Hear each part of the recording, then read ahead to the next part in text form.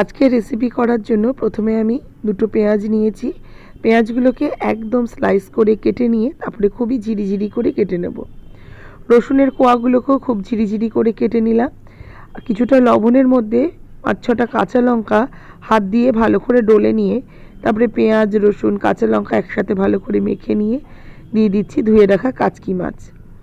এর মধ্যে দিয়ে দিলাম শুকনো লঙ্কার গুঁড়ো, হলুদ গুঁড়ো, ধনে পাতা আর লবণ।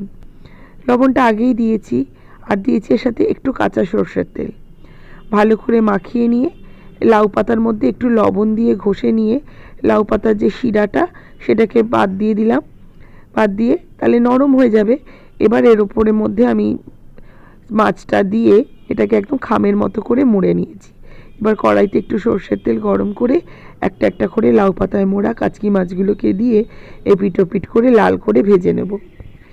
একটু ঢাকা দিয়ে রাখলে পাতার থেকে বেশ খানিকটা জল বের হবে। এই জলটা শুকিয়ে যাবে, আস্তে আস্তে মাছটাও কিন্তু সুন্দরভাবে ভাজা হয়ে যাবে।